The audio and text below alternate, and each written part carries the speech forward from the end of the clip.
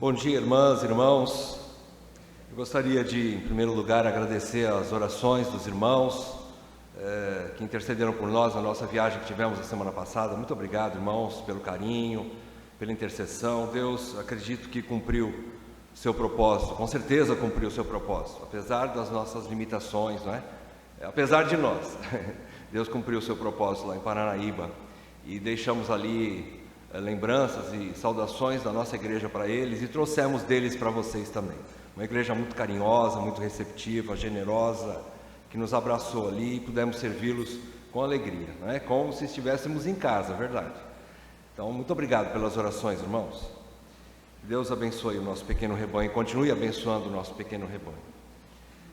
Irmãos, hoje nós vamos continuar então a exposição de Hebreus, agora de uma forma um pouquinho diferente, pelo menos nesse trecho. Eu não acredito que nós vamos esgotar essa pequena, porém gloriosa passagem, bastante robusta passagem da carta aos Hebreus, mas hoje vamos dar uma avançada nela. Estamos então na 24ª parte. Abram comigo suas Bíblias em Hebreus 10.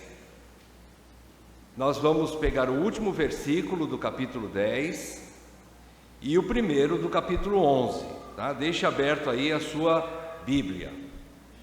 Nós vamos falar sobre nesse trecho, sobre o tema a fé definida. Vamos tentar fazer uma definição de fé.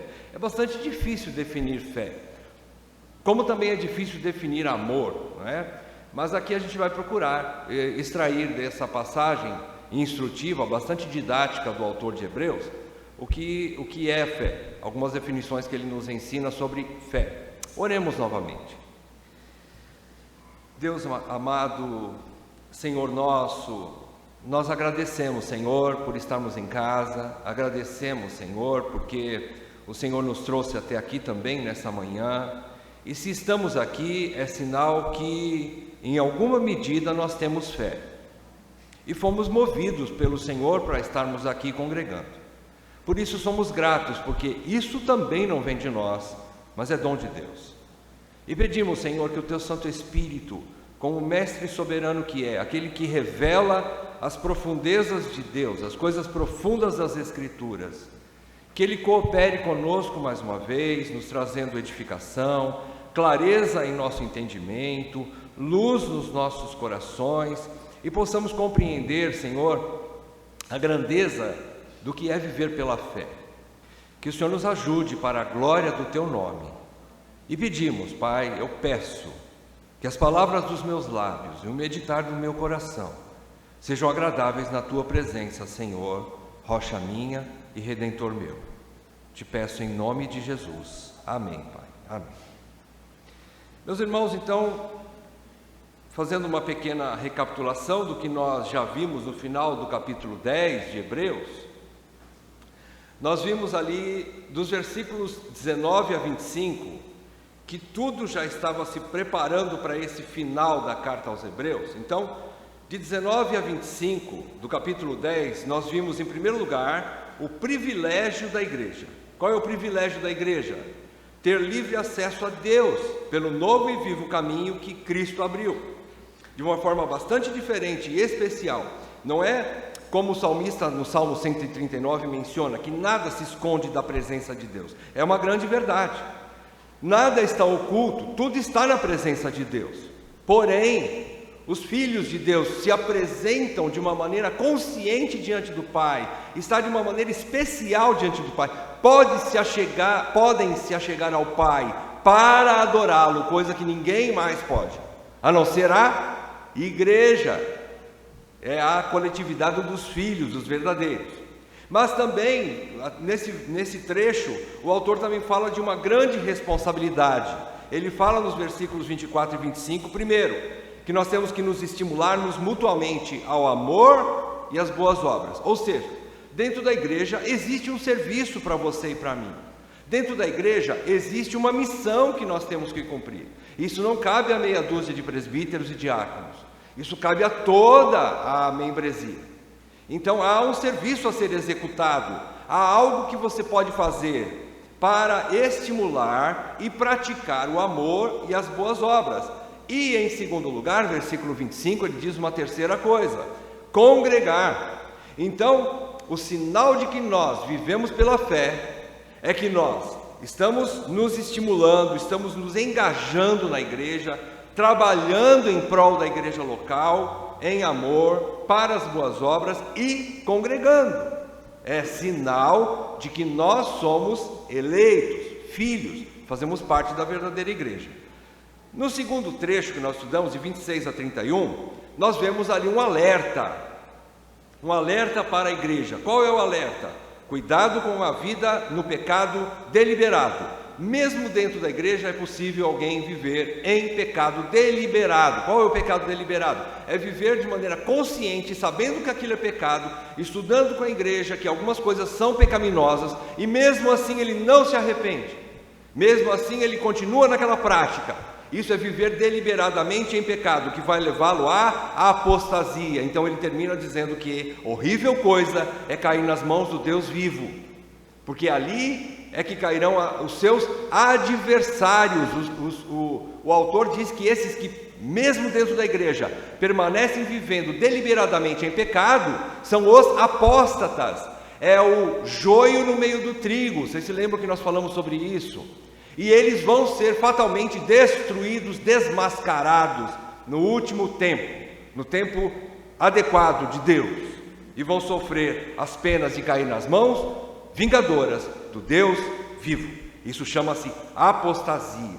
E em terceiro e último lugar, que nós vamos pegar carona nesse finalzinho para começar o texto de hoje, 32 a 39, versículos 32 a 39, nós vimos ali um novo encorajamento para a igreja.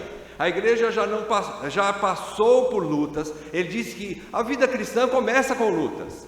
Então ele diz no começo ali, versículo 32, ele diz: vocês já têm passado por lutas e tiveram vitórias, vocês suportaram essa luta, grandes sofrimentos, ou sofrendo com seus irmãos que passaram grandes sofrimentos, ou na sua própria carne, vocês sofreram em si mesmos grandes perseguições, e vocês souberam lidar com isso. Então vocês não são novos nessa questão de sofrimento, e vocês já sabem lidar com isso. Mas ele faz uma nova motivação. Ele diz: vocês precisam de perseverança para que, fazendo a vontade de Deus, permaneçam firmes até o fim. Então, a sua motivação, a motivação da igreja, dos eleitos, a motivação deles não está no aqui e agora. O que eu tenho, o que eu não tenho, o que eu perdi, o que eu não perdi, o que eu estou sofrendo, o que eu não estou sofrendo. Não é o aqui e agora. A motivação deles estava no alto. Eles olhavam para cima, porque eles criam, como diz o texto, que eles tinham patrimônio maior e durável, superior e durável no céu. Então, por isso, olhando para os céus, eles conseguiriam continuar firmes na fé, vivendo pela fé, como diz o texto.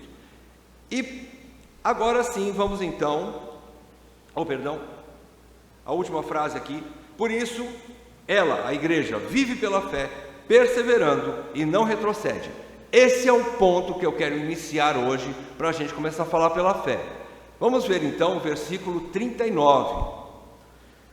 Nós vemos aqui que nesse versículo 39, o autor deixou claro que existem só dois caminhos definidos pela fé. A fé faz a definição. A fé, ou presente ou ausente, ela vai definir os dois únicos caminhos que a humanidade toda vai caminhar, ou por um ou por outro. Não há uma terceira, uma outra opção. Ele diz no versículo 39 do capítulo 10: nós, porém, não somos dos que retrocedem para a perdição, ponto e vírgula. Aqui é o primeiro caminho. Nós não somos dos que retrocedem para a perdição. Depois, segundo ponto: somos, entretanto, da fé, para a conservação da alma. Presta atenção nessa preposição para, e aqui também para. Para aqui é uma preposição que indica movimento, indica sentido. Uma decisão tomada agora vai encaminhar, vai levar a pessoa para um lado ou para outro lado. Não tem coluna do meio aqui não, tá? Aqui é ou para um lado ou para o outro lado. Toda a humanidade está engajada nesse contexto aqui. Aqui dentro dessa sala existem pessoas que vão para um lado ou para o outro lado. Toda a humanidade, em todos os tempos, desde Adão até o último homem nascido na face dessa terra, todos se encaixarão ou num para ou no outro para, ou num sentido ou no outro sentido. Então, aqui ela indica movimento. A humanidade, repetindo, no final dos tempos, só terá dois destinos: ou perdição ou salvação. Como nós estudamos no último trecho do capítulo, no penúltimo trecho do capítulo 10, nós vimos ali que existem os apóstatas, mas o apóstata não é uma nova categoria de pessoas. Existem os descrentes que nunca crerão em Jesus, e existem os eleitos, os crentes que creem em Jesus. E os apóstatas é uma nova categoria? Não, eles continuam sendo pessoas inimigas de Deus, que não creram, porém se misturaram por um tempo na igreja, mas no dia de Deus eles serão retirados. Como o Senhor disse, Ele vai arrancar o joio do meio do trigo. Ele vai fazer essa eliminação. E continuam sendo inimigos de Deus, continuam sendo incrédulos, embora por um momento se disfarçaram. Então aqui existem apenas duas categorias de pessoas, ok? E consequentemente, dois destinos. Não há outro destino. Como nós ouvimos nessa manhã, ficou bem claro, mais uma vez aqui o Espírito Santo maravilhosamente fazendo uma conexão entre a EBD e o nosso culto agora. Que impressionante! Isso é para deixar bem claro para nós, não é mesmo? Se o Espírito está insistindo com esse assunto, é porque o negócio é sério, importante e não pode ser deixado para depois. Ele está nos amando intensamente, falando duas vezes para nós quase o mesmo assunto. Então vamos continuar. O que é retroceder? Retroceder aqui nesse texto do versículo 39 é recuar, é se encolher, é abandonar, é apostatar. Na verdade, é deixar uma coisa que ele nunca teve: fé. É deixar a fé, porque ele nunca teve fé. Isso é retroceder, que no final das contas conduz ou para, conforme a preposição do autor aqui na tradução, para a perdição. Então, retroceder, abandonar a fé, recuar da fé, se encolher, vai conduzir à perdição. É alguém que estava no meio do povo de Deus, mas saiu e não voltará mais. Não voltará mais. Então ele vai ser conduzido à perdição. É o final, o movimento que ele vai fazer. Veja que versículo importante, esclarecedor. Em segundo lugar, existem aqueles que são da fé, como o autor disse, ele se soma, ele se mistura com esses que são da fé. Da fé é aqueles que se apegam, é apegar-se firmemente a um corpo de verdades bíblicas. Fé não é pensamento positivo. Eu vou conquistar uma casa nova daqui a um ano, eu vou casar no fim do ano que vem, eu vou fazer um planejamento para que eu possa trocar de carro e vou comprar um carro zero daqui pelo menos 6 meses. Não é isso, não é ter esse pensamento positivo. Fé está baseado na Bíblia, nos fatos das Escrituras, está posta numa pessoa, e vocês sabem quem é, o autor falou dela 10 capítulos, quem é? Jesus Cristo. Então a fé está apoiada nele. Então fé é apegar-se firmemente a um corpo de verdades bíblicas. E aqui no capítulo 10 ele faz 3 afirmações. a confissão, a congregação e a confiança, né? Que conduz ou para a conservação da alma, como ele diz no versículo 39, no finzinho. Ele diz que os da fé chegarão à conservação da alma. O que significa conservação da alma? É vida eterna, é a mesma coisa, é salvação, é aqueles que serão salvos, irão para a glória, por causa da fé, eles chegarão à glória. Então vejam a diferença, né?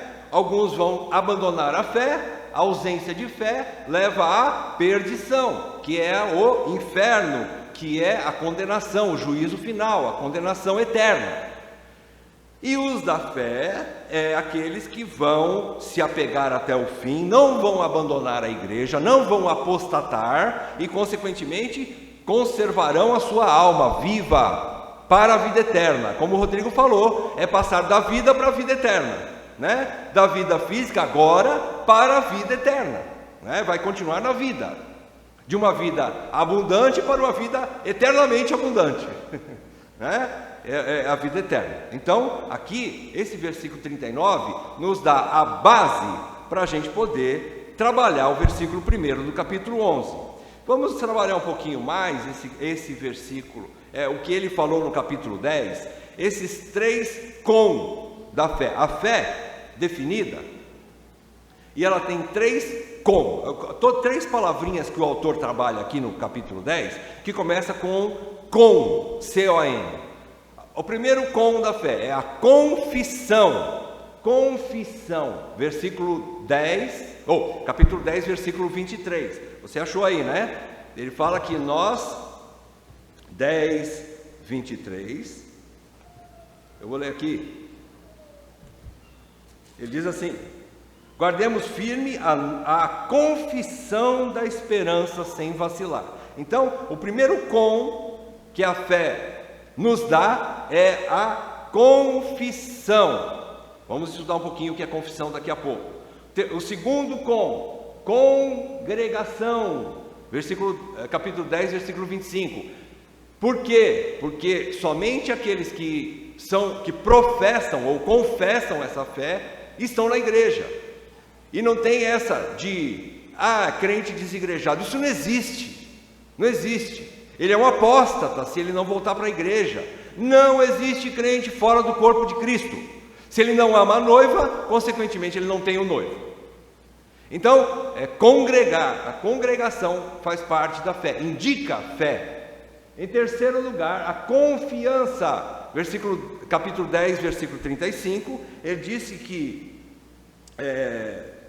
não abandoneis, portanto, a vossa confiança. Por quê? Porque ela tem grande galardão, ou seja, ela vai levar à vida eterna, o galardão.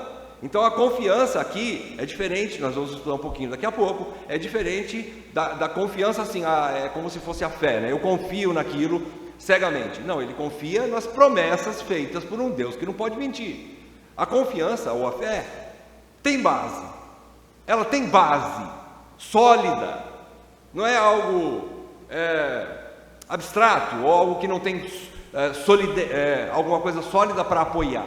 Não, nós vamos ver isso. Ela é racional e ela é sólida, né? Vamos lá então, falando no primeiro confissão. O que é confissão? Confissão, nós temos uma confissão, não temos? Nós temos uma confissão. Você sabe que nós temos uma confissão? A ICCG tem uma confissão. Não é a melhor, não é a mais completa, não é a mais, que eu posso dizer, exaustiva, porém ela é verdadeira para nós hoje, suficiente. Sabe por quê? Porque ela mostra os pontos básicos da fé. Você olha ali os 2 primeiros capítulos da nossa confissão de fé e você vai ver que ela é bíblica. Ela é bíblica, ela está baseada no que as Escrituras nos dizem. Então, confissão é um conjunto de verdades bíblicas professadas, que nós professamos ou confessamos, dizemos a todos, ou até mesmo guardamos no nosso coração, mas isso está sólido no nosso coração. Então, esse conjunto de verdades bíblicas que constituem a base inalterável da fé. Ela também pode ser chamada do nosso credo, ou da nossa doutrina.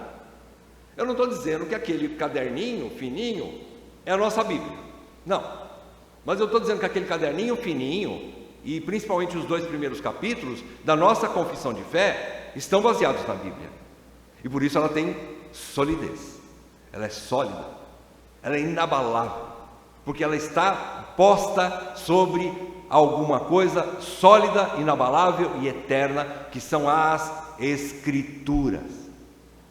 Então, primeiro ponto, nós temos que ter essa confissão. Essa confissão faz nos posicionar diante do mundo. Essa confissão, ela faz com que o que eu creio, o meu credo, a minha doutrina, ela me dá um novo estilo de vida. Ela muda a minha consciência, a minha concepção a respeito de Deus, da humanidade e do mundo.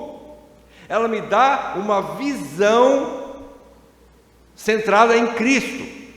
Ela muda a minha cosmovisão. O que é isso? A visão de mundo. Nós precisamos ter uma confissão de fé, ainda que ela seja reduzida como a nossa, mas suficiente também como a nossa, porque ela aponta para algo real nas Escrituras. Então, nós precisamos ter isso em nossas mentes, em nossa vida, a confissão, ou seja, são coisas que mudaram a minha vida, são verdades bíblicas que transformaram o meu ser, que me fizeram deixar algumas coisas da velha natureza para me apegar a novas verdades, para viver em novidade de vida. É implicativo ter uma confissão, ela implica. O segundo é a congregação. Justamente porque eu tenho essa confissão, ou seja, eu tenho um conjunto de regras inabaláveis da Bíblia, que eu também congrego, porque a Bíblia manda que nós vivamos em unidade com os irmãos. A Bíblia dá aos eleitos uma família. A Bíblia dá aos eleitos a igreja. A Bíblia nos ensina que nós temos um modo de vida comunitário. Isso também é implicativo. Eu vou viver no meio de vocês, pessoas diferentes de mim, pessoas que pensam diferentes de mim, que têm gostos diferentes de mim, que vieram de culturas totalmente diferentes da minha, e eu sou ali colocado para conviver no meio de vocês. Então eu vou praticar a minha confissão de fé, o Evangelho que me salvou. Eu vou praticar as verdades bíblicas que me ensinam a viver no meio de pessoas tão diferentes. Eu vou me adaptar, segundo as Escrituras, eu vou me adaptar ao convívio com vocês. E precisa ser assim. Por quê? Porque é uma ordem de Deus. Ele sempre teve um povo, um único povo. Nós também somos uma única igreja, porém no momento ainda igrejas locais, igrejas esparramadas no mundo inteiro, que no fim das contas se tornarão uma única igreja, chamada Igreja Triunfante, que estará com o Senhor nos céus, um único povo. Então a congregação é um modo de vida comunitário, dinâmico e ativo no meio dos demais eleitos. Eu não posso dizer que eu pertenço à igreja se eu não quero mover uma palha em prol dessa igreja, ou colaborando financeiramente, ou ensinando em alguma classe, em algum nível, ou participando da arrumação, do embelezamento, da organização daquilo que é físico dentro da minha igreja. De alguma forma eu vou contribuir, ou visitando necessitados, levando auxílio para as pessoas que são carentes, evangelizando. De alguma maneira eu tenho que participar, me engajar. Olha aqui, outro ponto, engajando numa igreja local. É lógico que eu não posso servir todas as igrejas que existem no mundo, não é mesmo? Eu não consigo, mas Deus me colocou numa igreja pequena, limitada, local, chamada igreja local, aonde eu posso servir, ajudar os meus irmãos, ensinar os meus irmãos, estar amando e servindo. É o que ele diz no versículo 24 do capítulo 10, estimulando-se ao amor e às boas obras, ao serviço comunitário, com o objetivo de edificação e serviço mútuos. É na igreja que eu cresço, é na igreja que eu cresço servindo, Me engajando, sendo útil, eu cresço espiritualmente e também lá eu estou seguro, protegido, junto com as outras ovelhas. É no meio do rebanho que eu estou protegido. Sozinho eu sou presa fácil para os lobos vorazes, não é? Então, o segundo com é a congregação, e o terceiro com é a confiança. Essa confiança aqui significa coragem firmada nas promessas de Deus para enfrentar as consequências da confissão e da congregação. Uma vez que a confissão mudou o meu interior, aquele corpo de verdades que eu entendi a respeito de Cristo e do Evangelho, me transformaram e me colocaram ligados a um corpo, a uma igreja. Aquilo vai trazer consequências neste mundo, porque o mundo é contrário à igreja, o mundo é contrário aos crentes, o mundo é oposto, é hostil a todos aqueles que querem viver piedosamente. Eles fatalmente padecerão perseguições. Então, a confiança é essa coragem que não abandona, apesar das consequências das decisões tomadas. Com certeza, depois que você se converteu, você teve que tomar algumas decisões, e diante dessas decisões que você tomou, alguns parentes, alguns amigos, alguns vizinhos, algumas pessoas que trabalhavam com você começam a rejeitar você, começam a hostilizar você, começam a fazer você alvo de piada, alvo de chacota, a irritar você, começam a dizer que você não vai muito longe, enfim, que você, imagina, você era de um jeito todo errado, e agora, né, começa aquele hominho, né, tortinho, né, não lembro direito a música agora, né, havia um homenzinho torto, né, que vivia uma vida torta, mas agora ele está retinho, o hominho tortinho virou retinho, e ele começa a ser hostilizado pelos outros que permanecem tortinhos. Então, isso é normal. Então, a confiança é essa força, essa coragem de não abandonar, apesar das hostilidades, apesar das perseguições, né? E ela está firmada nas promessas de Deus. Ela não está, eu sou forte por mim mesmo. Não, é porque eu tenho promessas de uma vida futura, eterna com Deus. Eu tenho a promessa de que eu terei um novo corpo. Daqui a pouco eu vou falar sobre a fé, sobre mais detalhes sobre isso. Mas por causa dessas promessas de Deus, eu permaneço firme, eu não abandono. Eu posso ser hostilizado, perder o emprego, ser preso. Posso ser preso pela fé. Um dia vai chegar nesse ponto, meus irmãos. Por isso que a igreja tem que se preparar hoje. Um texto como esse é importantíssimo para você guardar no teu coração e para você refletir em casa, porque os dias vão de mal a pior. Você não pode achar que se no 2022 o Bolsonaro for reeleito, as coisas vão melhorar. Não, não vão. Não depende de político, não depende de eleição, não depende disso. O mundo não vai melhorar, guarde isso no seu coração. E você precisa de um texto como esse, de um entendimento do que é fé, para você permanecer na fé. Então, abandonar esses três elementos, a confissão, a congregação e a confiança, esses três elementos que pertencem à fé, é retroceder. É aquilo que ele falou no versículo 39, né? Por isso, o cristão verdadeiro crê e continua crendo.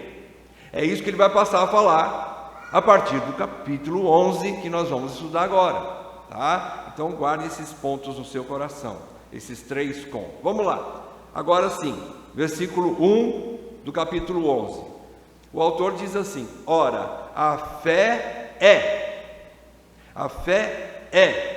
a certeza de coisas que se esperam, a convicção de fatos que se não veem. Eu separei direitinho, está bonitinho, né? Está fácil de entender, né? Ali está bem divididinho, olha ali, não tem confusão. A fé é essas duas coisas. A fé é a certeza de coisas que se esperam e a convicção de fatos que se não veem. Então, o autor faz duas definições de fé. O que o autor está querendo ensinar aqui? Primeira definição de fé, vamos lá.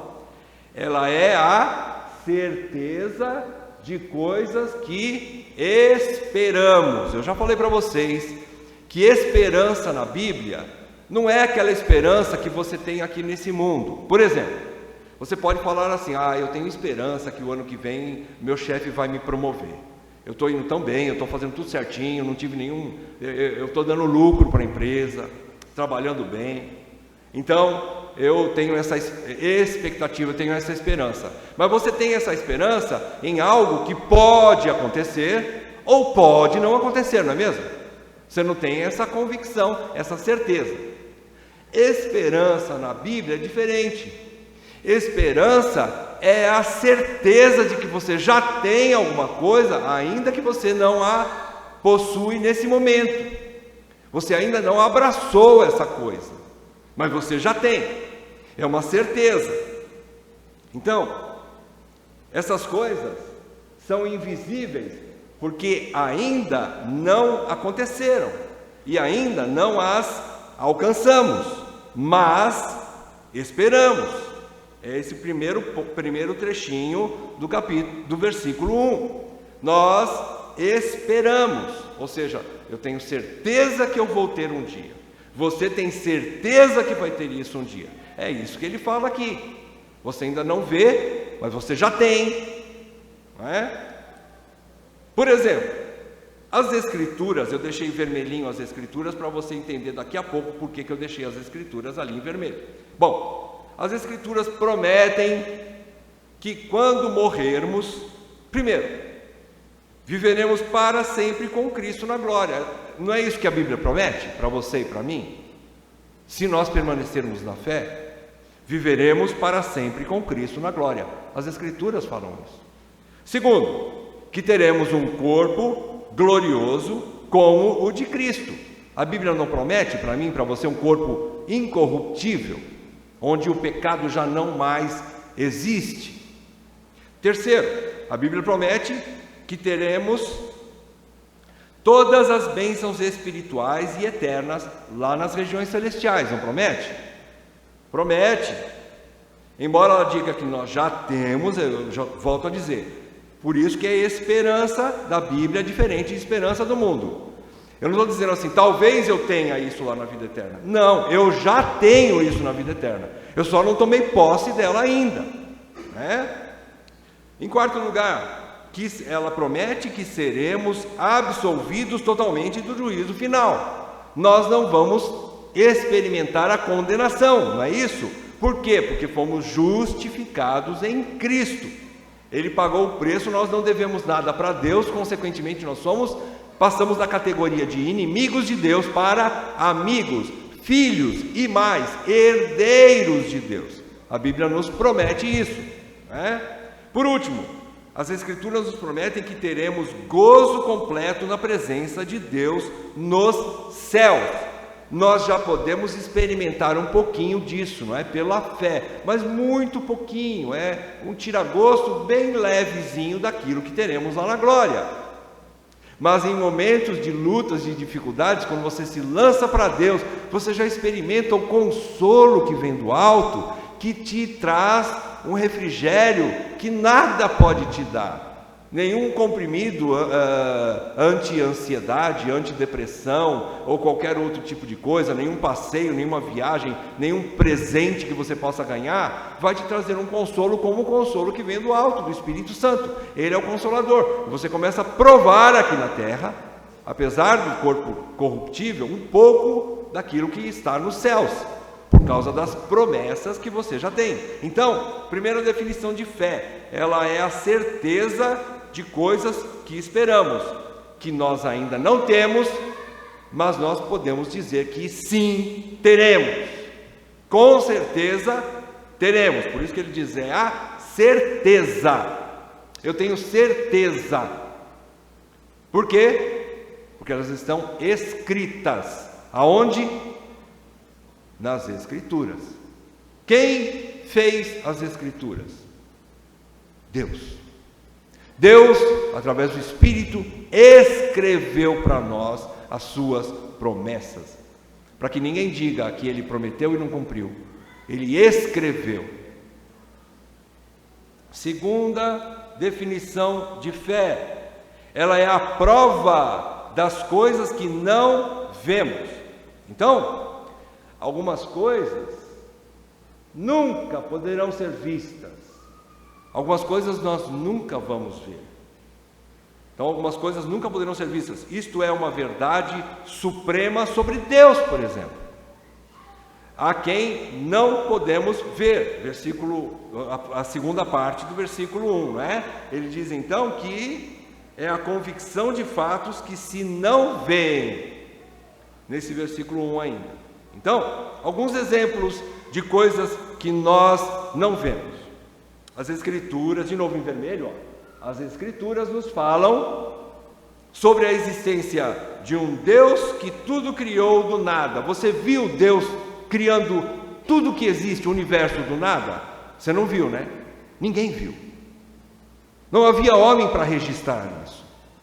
Moisés, quando registrou por causa daquilo que já existia, mas ele não viu Deus fazendo essas coisas. Ele registrou pela fé, porque Deus falou para ele, e ele registrou isso lá em Gênesis. Então ninguém viu a criação sendo criada naquele primeiro momento, né? Então as Escrituras falam desse Deus que tudo criou e criou do nada. Vocês sabem o que significa isso? É aquele termo latino, né? Ex nihilo, né? E existe outro termo que combate isso, que eu não me lembro agora, mas é assim: ex nihilo significa do nada, mas existe um termo jurídico que diz do nada nada se faz, que combate aquilo que Deus fez do nada, né? Mas esse segundo termo nós não adotamos, porque nós não cremos assim. Esse segundo termo diz assim: nada se faz do nada. Não, nós cremos que Deus faz tudo do nada, fez tudo do nada. Nós assim cremos. Não existia matéria pré-existente, não existia terra para Deus criar o mundo. Não existia semente para Deus plantar e fazer uma árvore. Não existia genes ou bactérias para Deus evoluir e fazer um animal. Não existia nada. O mundo era sem forma e vazio. Então são coisas invisíveis. As Escrituras também elas nos falam da realidade de um mundo espiritual, da existência de anjos, de demônios, que agem sob a regência soberana desse Deus da Bíblia. Mas não os vemos. Nós não vemos os anjos. E graças a Deus por isso. Nós não vemos os demônios, e muito mais ainda graças a Deus, né? E nós não precisamos ver, mas nós cremos nisso. Por quê? Porque está escrito. Por que você crê naquilo que é invisível? Existem coisas invisíveis que você nunca vai ver. Mesmo na glória, você não vai ver. Mas você acredita naquilo, aquilo está bem estabelecido no seu coração, porque está escrito nas Escrituras. Então, primeiro, a fé nos garante que teremos coisas que ainda não vemos. Primeira parte do versículo 1 do capítulo 11 de Hebreus. A fé nos garante que teremos coisas que ainda não vemos. Em segundo lugar, a fé também garante que existem coisas que nunca veremos, mas que são mais reais do que o que vemos agora. Sabe por quê? Porque o que você está vendo agora, você olha para o lado, você vê um monte de irmãos, cadeira, parede, teto, iluminação, você vê piso, você vê matéria. Mas essa matéria, um dia, vai acabar, vai ser destruída. Você vê, apalpa, sente, os 5 sentidos tocam essas coisas, cheiram essas coisas, veem essas coisas, ouvem essas coisas, sentem o paladar de algumas coisas, mas elas todas vão passar. O mundo passará, tudo passará. Essas coisas vão ser eliminadas um dia, mas existem coisas que são eternas, que são mais reais, ainda que não visíveis, são mais reais daquilo que é visível, do que aquilo que é invisível. E nós cremos nisso. Só o crente crê nisso, porque ele crê nas Escrituras que falam sobre isso. Finalizando assim, estamos confiantes. Primeiro, estamos confiantes daquilo que esperamos. A fé me dá isso, me dá esse dom, me dá esse privilégio de confiar naquilo que eu espero, ter certeza que um dia eu vou receber aquilo que eu espero, que eu ainda não tenho, mas com certeza eu terei, na glória. Então a fé me dá isso, nós estamos confiantes daquilo que esperamos e convencidos daquilo que não vemos. Eu nunca vou ver Deus, você nunca vai ver Deus, mas eu estou convencido de que Ele existe. Com certeza Deus existe. Isso é fé. Depois a fé, o autor vai dizer que sem fé é impossível agradar a Deus, porque é preciso que aqueles que se achegam a Deus creiam que Ele existe. Você já pensou uma pessoa se achegar a alguma coisa que não existe para conversar com aquela coisa? Aí já é loucura. Mas quando você conversa com Deus, ora, por exemplo, você sabe que você está falando com alguém real. Com alguém real. Alguém que existe. Isso é fé. Isso agrada a Deus. Ele vai falar depois, mais para frente. Então vamos lá, terminando. Nós podemos dizer que a fé em primeiro lugar, estou pegando aqui de alguns mestres, que falaram sobre a fé, exatamente nesses pontos aqui. Um dos mestres que nós estudamos, ele disse o seguinte, que ela é um sexto sentido, uma espécie de mais um sentido que Deus nos deu. Nós temos, todo mundo aprende na escola, que nós temos quantos sentidos? No corpo? 5. Quais são eles? Visão, audição, olfato, paladar e tato, apalpar as coisas. 5 sentidos para eu sentir o mundo que me rodeia. Com todos esses sentidos, eles são suficientes para eu sentir o mundo físico. Eu tocar, eu perceber e dizer o mundo físico existe. Eu sinto, por isso que eles são chamados sentidos. Eu sinto o mundo que está ao meu redor por causa desses 5 sentidos da carne, do corpo. Então, diferente dos 5 sentidos do corpo, a fé é um sentido que toca o invisível. A fé toca o invisível, mas real. Por isso que a fé não é aquele pensamento positivo de dizer assim, eu acredito que tal coisa existe. Eu creio em gnomo, por exemplo, como a Xuxa. É loucura, porque gnomo não existe. Pelo menos não está na Bíblia. Então é uma loucura. Eu creio que eu vou obter tal coisa no final do ano que vem. Bom, se está nos planos de Deus, sim, é duvidoso, porque se Ele não quiser te dar, Ele pode não te dar. Então, não são coisas que tocam coisas invisíveis, mas irreais ou duvidosas. Não, ela toca aquilo que é real, aquilo que existe. Por exemplo, existe uma casa para você lá na glória? O que você estudou nessa manhã? Existe uma morada para você na glória? Já tem uma morada para você na glória? Por que você crê que tem essa morada para você na glória? Quem que falou isso para você? Ele prometeu? Então tem. Então você pode descansar. Você já viu ela? Você já cheirou ela? Tocou ela? Ouviu algum barulho dentro dela? Apalpou ela? Então alguém pode chegar para você é louco. Como é que você acredita? Não sou louco. Eu sou crente. Eu creio. Simplesmente eu tenho fé. Porque quem prometeu é fiel e não pode mentir. Ele me prometeu. O Deus que fez todas as coisas. Que você não conhece, meu amiguinho. Meu amiguinho. Você não conhece. Então, é um sentido que toca as coisas invisíveis, mais reais. Ela faz o crente se sentir propriedade divina. Ela faz o crente se sentir filho do Pai Celestial. Lembram-se do texto de Romanos, capítulo 8? Ele diz que o Espírito intercede por nós, de maneira que nós possamos dizer que Abba Pai, não é? Nós podemos crer que existe um Pai. E eu sou filho desse Pai.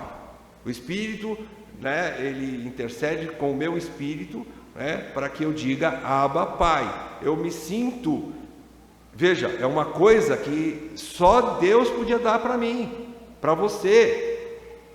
Nós vimos agora há pouco que o Rodrigo estava dizendo que existem em alguma medida, né, algum tipo de contato com o mundo vindouro, que nós vamos ter talvez nos últimos instantes da vida aqui na Terra. É um mistério, lógico, ninguém passou por isso e voltou para contar, né? Mas é possível isso, irmãos. É possível você provar um pouquinho daquilo que está na glória, mas você começar já a provar cada vez mais que você vai caminhando perto de ir para casa. Quando você está chegando perto de casa, vamos supor, você vai para casa na hora do almoço, depois do trabalho, 11 horas, 11h30, você sai do seu trabalho, você vai indo para casa. Você desce do ônibus e você começa a andar na sua rua em sentido ao portão da sua casa. Quando você chega no portão da sua casa, você já sente o cheirinho do feijão cozido, né? Que a esposa carinhosamente está cozinhando lá para você. Você sente aquele cheirinho do feijão e você já diz assim: estou chegando em casa. Eu conheço esse cheirinho, né? Eu estou chegando aqui. Ou então a fritura de um bife, ou um ovo frito, tanto faz, né? Você começa a sentir aquele cheirinho, você começa a falar assim: eu estou no portão de casa. E vai ter um momento que você vai dizer assim: eu estou chegando, Senhor. Eu estou chegando, Senhor. Você vai provar isso. Isso é glorioso. A morte vai nos colocar dentro de casa, né? Então a gente pode ter uma outra concepção de morte, não é mesmo? Transformar, não que ela deixe de ser pavorosa, né? E muitas vezes o que é obscuro ainda nos dá medo, mas um pouco menos, talvez, né? Um pouco menos. Em segundo lugar, ela é um sustentáculo. O que é um sustentáculo? É um apoio, é uma base. Então a fé apoia e eleva o crente para que ele toque as coisas espirituais e não o deixa cair. A fé segura. É como se as coisas espirituais fossem aquela luz que está ali, aquela lâmpada que está ali, e eu estou aqui embaixo, e eu não consigo por mim mesmo alcançá-la, mas aí os diáconos, como me amam, eles querem que eu atinja as coisas espirituais, eles traem uma escada para mim, e eles são bonzinhos, eles vão ficar segurando a escada para eu não cair, e não vão deixar eu cair. E aí eu vou subir naquela escada e vou tocar aquela lâmpada. Eu vou tocar aquelas coisas espirituais, um exemplo, né? E vou tocar. Então o que me deu condições de chegar até lá? A escada. A escada é esse apoio que me faz com que eu chegue lá. É a fé. A fé é esse sustentáculo, ela sustenta o crente o tempo todo. Ele vai tocar nas coisas espirituais, né? E por isso ele continua crendo, porque ela não deixa ele cair. Diferente dessa escada, né, que se um dos diáconos distrair com uma mosca, por exemplo, ele vai largar a escada e eu vou cair de cara no chão, né? Não, a fé não é assim, né? Ela segura o tempo todo o crente.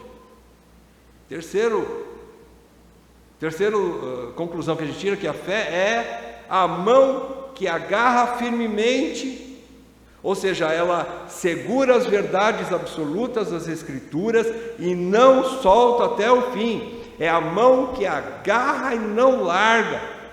Isso é fé. Então a fé é o veículo que me faz apropriar das coisas celestiais, das coisas espirituais, das coisas eternas. E ela é a fé, ou ela é esse instrumento que Deus me dá, né, para que eu consiga chegar nesse ponto. A fé genuína, a fé bíblica, na verdade eu já estou dando um spoiler aqui, né? A fé genuína ou bíblica não se baseia em outra coisa além das Escrituras, por isso que ela é bíblica, né? É lógico, a fé bíblica, ela se baseia somente nas Escrituras, ela não se baseia em um livro escrito por homens tirados abstratamente ou fora das Escrituras, ela não se baseia em filosofia, ela não se baseia em outras concepções, estudos humanos, ela não se baseia na medicina, ela não se baseia na ciência. A fé genuína se baseia na palavra de Deus, ponto final. Em mais nada e nada mais. Então a fé, ela não tem origem no homem, mas em Deus. Por isso que ela é um dom de Deus. Vejam, o Espírito Santo usa as Escrituras para nos dar fé. Ele não está colocando alguma coisa assim do nada na minha mente, não, ele está colocando algo que está nas Escrituras, para eu crer, para eu tomar posse daquilo, não é?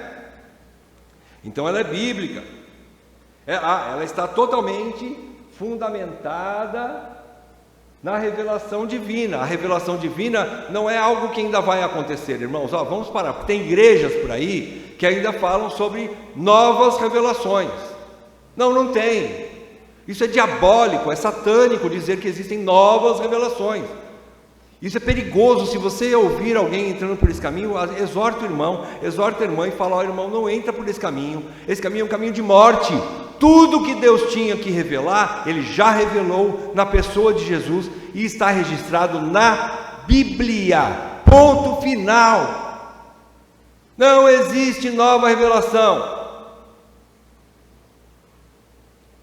Por isso, a fé é mais poderosa do que a razão e vai além da razão. A razão humana, a inteligência humana consegue enxergar algumas coisas. A fé vai além daquilo. Ela é mais poderosa do que a razão. Ela consegue enxergar o que a razão não consegue. Ela consegue entender o que a razão não consegue. Ela consegue nos convencer do que a razão não consegue nos convencer. Por isso que a fé precisa, ela usa a razão, mas ela sobrepuja a razão. Ela é racional, mas ela não está limitada ao âmbito racional. Ela usa o racional para eu compreender as coisas que estão na palavra de Deus, que são coisas que, em certo sentido, parecem irracionais. Por quê? Porque estão fora da nossa esfera limitada, mundana, secular, carnal. Estão fora do tempo. Por exemplo, quando você fala de eternidade, é difícil você explicar com a razão. Como é que você vai explicar uma coisa se você está preso no tempo? Você está preso no Cronos, está limitado, você não consegue explicar aquilo. Você não consegue explicar a ressurreição, por exemplo. O que a razão explica? A razão explica assim: morreu, morreu. Diferente do que o Rodrigo falou agora há pouco, né? É uma premissa de uma turma que teve aí como é que chama? De enfermeiros que se formaram, né? Então a premissa deles é o seguinte: vamos fazer o possível, mas morreu, morreu. Não, ele tem que pegar, fazer o possível, né? Não deveria ser essa a premissa, né? Eu não queria cair nas mãos de um enfermeiro desse, mas teve um grupo de enfermeiros que teve essa premissa. A turminha que se formou, é o seguinte: morreu, morreu.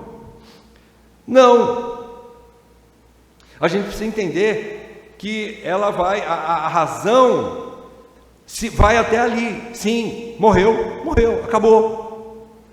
A fé vai mostrar assim: não, ali começa a verdade, ali começa a verdadeira vida.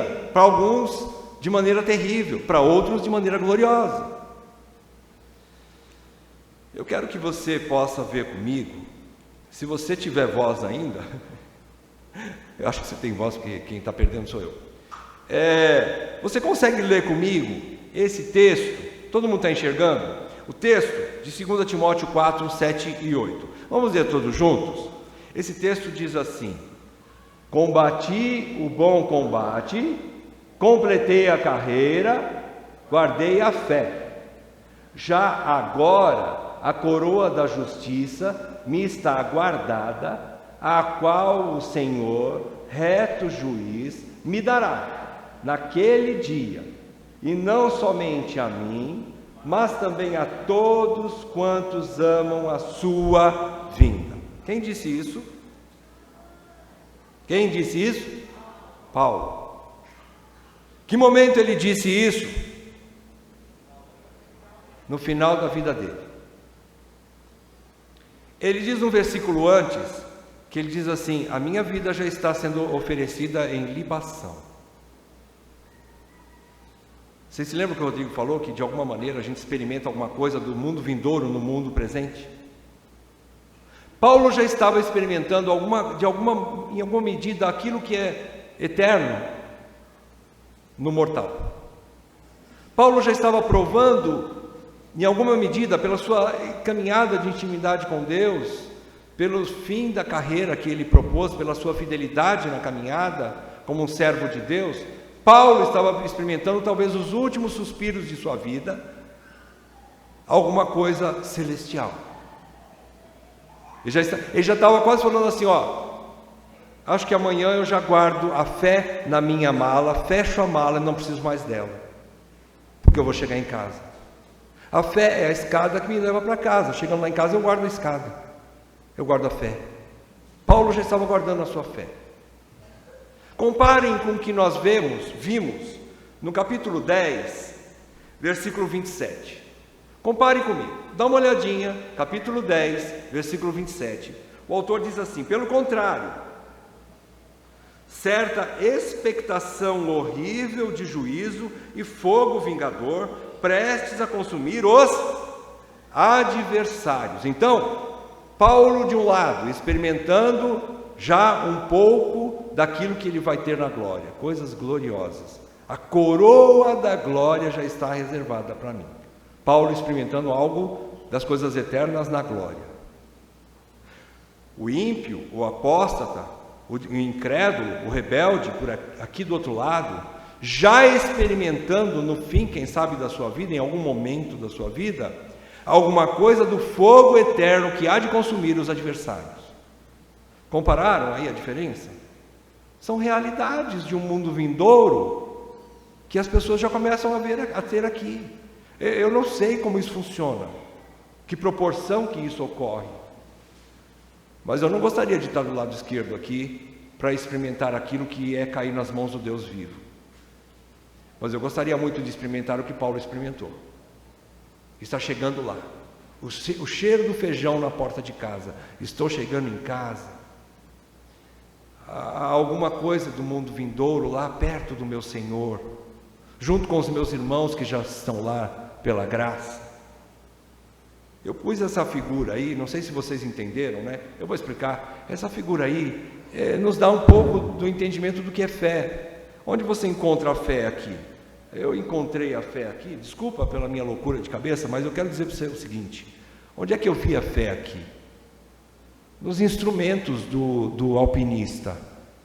Cordas. Isso aqui chama-se martelo de gelo. Ele enfia o martelo de gelo, ele está subindo uma montanha rochosa com cobertura de gelo bastante compacto. Ele enfia aquele martelo e puxa. Cada vez que ele enfia, aquilo está firme e ele pode puxar e subir mais um pouco, subir mais um pouco, até chegar no cume do monte. Quando ele dá um passo ali subindo, ele tem botinas, ele tem uma bota cheia de cravos embaixo, cravos compridos que também enroscam nas paredes da montanha e vai fazendo com que ele suba, mas não retroceda. Ele não volta para trás, ele fica firme dali para frente.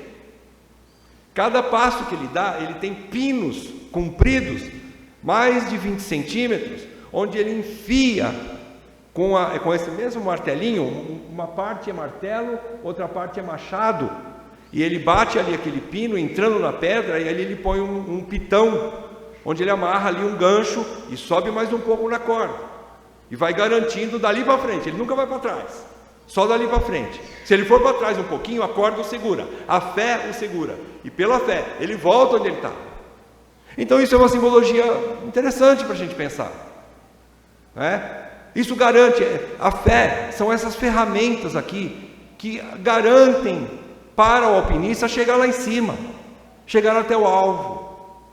Então guarde isso no seu coração. A fé, por isso que Deus diz que o justo viverá pela fé. Porque sem a fé é impossível agradar a Deus. Sem a fé nós não vamos para lugar nenhum. Sem a fé nós não vamos chegar ao cume da montanha, ao pico da montanha, à glória. Que Deus nos ajude a nós mantermos a fé, preservarmos a nossa fé, através dos elementos que a igreja nos dá. Nós já estudamos sobre isso. Se você não estudou, pega lá um folheto lá, nós distribuímos para a igreja os meios de graça. Como é que você mantém sua fé robusta? Através da prática dos meios de graça. Nós temos um estudo ali no fundo, distribuímos há 2 semanas atrás para a igreja. Se você não pegou, pega um, leia em casa. A igreja está se esforçando para que você tenha uma fé robusta, meu irmão, minha irmã, para que você não caia na apostasia, para que você não abandone o Senhor. para que você compreenda que você vai caminhar com pessoas diferentes e que você precisa dessas pessoas diferentes para chegar lá. A igreja está se esforçando, a liderança está se esforçando para edificação mútua, e você precisa participar dela. Não é só participar no sentido de estar assistindo aqui, mas de estar envolvendo-se com as coisas da igreja, fazendo alguma coisa pela igreja, não importa o tamanho. Aqui não tem tamanho, não tem maior, não tem menor, todos estamos sendo edificados pela mutualidade. Faça alguma coisa, descubra o seu talento, mas faça, envolva-se, engaje-se com a igreja, não fique de espectador. Não existe espectador no reino de Deus, existem servos no reino de Deus. Então que Deus nos ajude a nós praticarmos a nossa fé, não é? Em nome de Jesus. Pai, ó Deus, eu sou o primeiro que precisa ser fortalecido na fé. Ajuda-me, Senhor, a usar essa mesma fé e me apegar a ela, Senhor, com mais firmeza, me apegar às verdades ouvidas, para que delas jamais eu me desvie e jamais os meus irmãos também se desviem. Que todos nós possamos nos apegar a essas verdades. E que, Senhor, a Tua igreja sempre tenha uma palavra viva para poder fortalecer o Teu povo, porque é isso que nos garante, e isso que nos leva para a eternidade. Fortaleça, Senhor, aqueles que ensinam, desde as professoras, os professores, os diáconos, os presbíteros, todos aqueles que estão envolvidos com o ensino, porque nós todos precisamos de conhecimento bíblico para estarmos alicerçando a nossa fé. Assim te pedimos em nome de Jesus. Amém, Pai.